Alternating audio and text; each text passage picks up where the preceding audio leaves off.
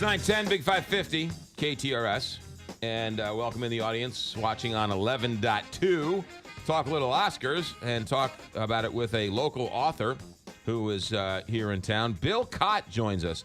You might have seen him in Marshall and the Miracle Dog, but I was a much bigger star in Marshall and the Miracle Dog. I was the mayor. Who were you in Marshall and the Miracle Dog? I played Gary, who was the husband of the dog hoarder. Yes. You were sort of you were on the wrong side of history in that movie, right? Yes, I was, but we turned out to be good folks. Oh, in the that's end. right. Yes, yeah, we had a everything like a Jay stand. Kanzler movie where everyone turns up happy at the end. Exactly. All right, good. Bill Cott is our guest, local author and comedian. Bill, welcome to Big 550 KTRS. Thanks so much for having me here. You have a great resume here. You spent time at Second City. Yeah, I toured around America with Tina Fey, Amy Poehler, Rachel Dratch, a lot of folks that people might have. Yeah, were you there with Chris Farley, or did you miss him? That was right beforehand, but I'm really good friends with his brothers, John and Kevin. Also, you're probably best known for the long-running Disney sitcom The Wizard of Waverly Place, which was very big. Now what are you doing now? You are an actor-comedian, and you are teaching an improv class. Yeah. Where? At Central Methodist University in Fayette, Missouri. I also taught a brief one this last weekend with Bob Baker's improv group. He's got a great local community here of improvisers. I want to talk about improv and the art and the style, but we can't be an actor or comedian and not talk about what happened last night at the Oscars. Yes. Pretty unbelievable, wasn't it? Yeah, it was the second event this year that made me think everybody should take an improv class. Okay. Right? All right. There was a huge mistake with the envelope, but there was also the New Year's Eve snafu where, oh, God, what was her name? Kathy Griffin? No, big pop singer. Oh, yeah. Mariah Carey. Mariah Carey, thank Yes. you. Yeah, Mariah Carey, her track went off and she just started blaming it on other people and things like that. And right. Of course, first lesson in improv is make everybody else look good. Right, okay. So, yeah. But I thought they handled it, and I've been saying this all morning. Yes, they were handed the wrong envelope, but Jimmy Kimmel, whose wife is from St. Louis, couldn't have handled it any better. I mean, this should be taught in every marketing class and every business class in America. Yeah. You agree? I definitely, yeah. Yeah.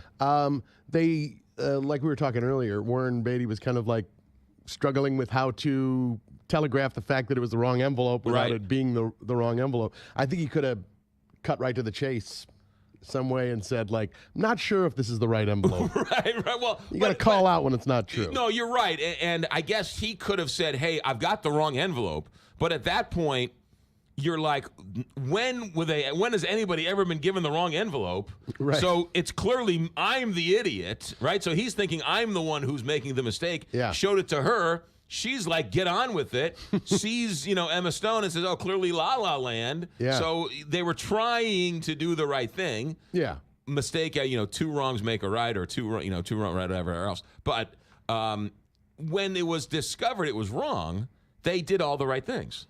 Yeah, I would say so. Yeah.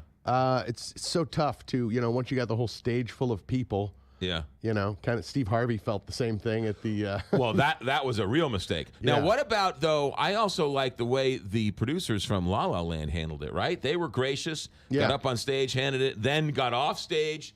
But the worst part is nobody remembers what the producers from Moonlight said, because they were talking and everybody else was talking about everything else, but it was what it was. What is it about improv that you mentioned business people should take improv? What is it? What do you teach at improv? Explain that. Good question. Yeah, a lot of people wonder, what do you do when there's no structure? When in fact there really is a structure. It's a structure of trust and acceptance. You have to welcome every new idea. You don't have to implement every new idea, but a lot of times people will, instead of walking through a thought process when an idea comes to them, say, well, this has been tried, or I've got a feeling that won't work. And improv kind of teaches you to go down that avenue to see if maybe just one new idea pops up along that path, and we'll see how much is usable from that. So how do you teach improv? Because we don't have any notes here, and this is sort of an improv interview. Yeah. I'm going to go out to lunch, and I'm going to meet up with somebody. I don't have any notes. I don't know what the agenda is. That's improv. We have improv every single day. Yeah, all of life is improv. Improv classes are pretty much being able to do that on a microcosm, because not everybody has a chance to be thrown into a studio with their mics, right? And have guests presented to them. So improv kind of does that. It has a group of people together who want to practice this skill and get better at it. They get used to accepting ideas, moving forward with them, using other techniques to like deconstruct words that come their way and say, what else can this mean to me? Right. So it prepares people to accept new ideas rather than come up with new ideas. I've been in improv classes where you stick your hand in a hat and it says, all of a sudden you're a monkey. Right, and you have to like pretend to be a monkey. Is that what you're talking about, or are there other? Somewhat, yeah. But we're also working with long form improvisation, which is when you get one suggestion and you go for like a half hour on that same suggestion. And so it's a group process.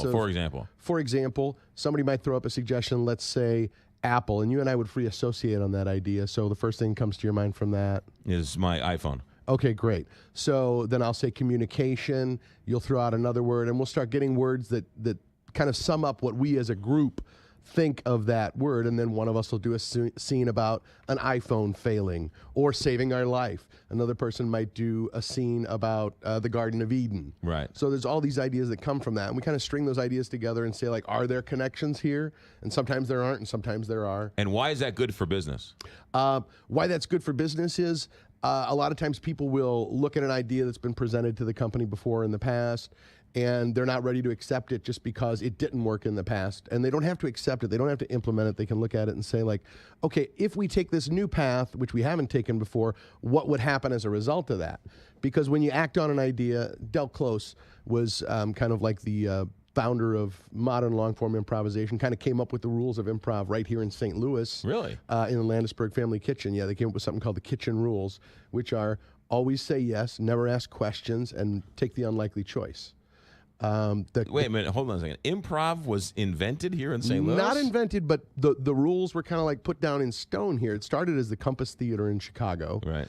And then when Gaslight Square was all the thing here in St. Louis, when it fizzled out there, they were like, well, there's a huge hippie scene not that far from us. And so they started doing improvisation and sketch comedy. Del Close, Mike Nichols, Elaine May, Paul Sills, a group of amazing performers and writers in their own act. And it flourished here, and then they went back to Chicago, and then the Second City was formed in 59. Wait, you're telling me that Second City has its roots here in St. Louis? Absolutely. Not enough people know that. And there's still great improv going on in town here, like Bob Baker's group that I talked about earlier. Right. There's the Improv Shop, a bunch of great performers and improvisers and teachers here as well. Right. There's all kinds of opportunities to get back to those roots here. So in St. your Louis. classes that you teach on improv, are they people who want to become actors? Are they CEOs? Are they people who want to be talk show hosts? Who signs up for these classes? I get a lot of people who are professional actors, but I also get people who are, there was one time a minister took my class because he wanted to get better both at speaking, but also at listening because he was going to go into working with people in hospice. Right. And he had people remark on the fact that they thought he was the best listener ever. So it can help people with not just speaking, but with listening, with free associating, and with working together as a team. I'm teaching a workshop at Central Methodist also, in addition to the ones that I'm teaching, especially for the women's softball team. And they've been doing exceedingly well in the past few years. And wait, to make them better athletes? To make them better players? To work better as a team and communicate better as a team, yeah. Really? Yeah. It's also, right now, Second City in both Chicago and Los Angeles has programs working with kids who are autistic, and it helps them open up and communicate with people better. Right. And there's a group, one of my former students from St. Louis who's out there in Los Angeles now, BJ Lang, he's working with the Wounded Warriors Project, teaching improv to veterans. Wow. Yeah. All right, so the rules again are what? The rules are, you say yes and always. You agree to everything and you add a little bit more information. You try to avoid questions because that's assuming that the other person has answers for your questions. Instead, just realize that they've said something in whatever they've said. Right. And then to take the unlikely choice. Not an unusual and random choice because that usually takes you off to crazy land. Right. But to take the unlikely choice, something that you ask yourself, why is today different than all other days? It's kind of like the Passover of improv scenes. So take the road less traveled. Yeah. It's really interesting. Bill Cott, our guest. Now, these classes are open to the public. They are. Well, the first 2 weeks were because we were building our skills, and now we're focusing specifically this week on performance, and we're doing shows at Central Methodist University's Little Theater, the 2nd, 3rd, 4th, and 5th. And on the 5th, there's a matinee performance, 1:30. If people want to find out more or go to these events, where do they go? Best place for them to go, just because we were trying the CMU website earlier, we weren't finding the link, so they can go to theimprovtrick.com and mention the CMU performances. Theimprovtrick.com. Yes. Theimprovtrick.com. Now, you were telling me off the air that next week you're in an episode of the NBC TV show This Is Us. Yes. Tell us what you can about that. What I can tell you is I'm in a scene with Sterling Brown, who's another St. Louisan. Yes. And I play a mailman, and we have a discussion there in his home. It's about a plot line that's going on currently right now. Part of it was revealed in the last episode, but I can't talk too much about it. They make you sign all these agreements. Is it a recurring theme? Are you going to be a recurring mailman, or is this a one-hit wonder? My guess is it was a one-time thing because they didn't ask about my future availability, but you never know. Like the fireman in the first episode, later on they wound up having a whole episode about him and his family. Oh, yeah. So you never know. The postman could wind up coming back. The postman could ring twice. You were telling me off the air that you didn't know Sterling Brown was from St. Louis till after your scene. Yes. I was sitting around backstage, not sure whether I was wrapped yet. So I couldn't see him anywhere. And then Chrissy Muse came in, and I didn't know that she knew of my friend Tori that I worked with when we were doing morning radio years and years and years ago. Okay. And she said, "Oh, Tori said you'd be here." And I was like, "Oh, you know me." Came over and said hi to her. Right. And she said, "So are you from L.A. too?" Because he is. And I said, "No, I'm actually from St. Louis." She goes, "Sterling is." And I was like, too late to make that St. Louis connection and talk about toasted raviolis or something. Yeah, no, he's been on the show a couple times. Very nice man. But so it's two St. Louisans talking on an NBC breakout hit and not knowing each one of you are from St. Louis. Yeah. It figures. It sounds like St. Louis. Anything else you're in we should watch for you with? There's also an episode of Trial and Error, the new John Lithgow show coming up soon. Once again, not much I can tell you about that one, but I am a technician. All right. Yeah. What channel is that on? That is also on NBC. How long ago? Taking over NBC now. Yes. How long ago were you a morning guy in LA radio?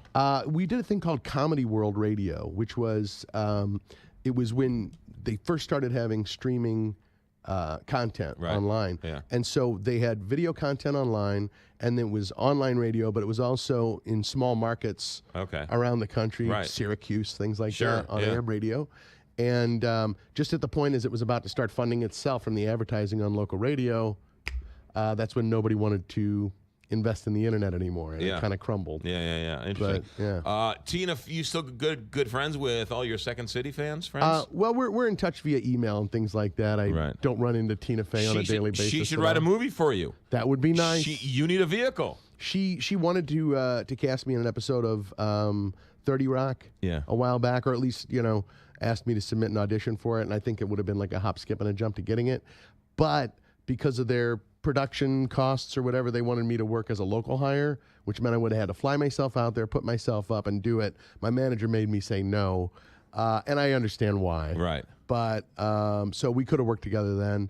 We're still in contact, so there's always an opportunity. There's always a chance. Yeah. Bill Cott, what's the website to find out more about the improv classes? They can either go to centralmethodist.edu, or if they want to find out and get the quickest answer right away, go to theimprovtrick.com. So what you're saying is you're not good enough to work with Tina Fey, but you are good enough to work with me on Marshall the Miracle Dog. Absolutely. There you go. Bill, thanks for coming in, and thanks for telling us that improv got its start, or at least roots here in St. Louis, and Second City got its start here in St. Louis. Absolutely.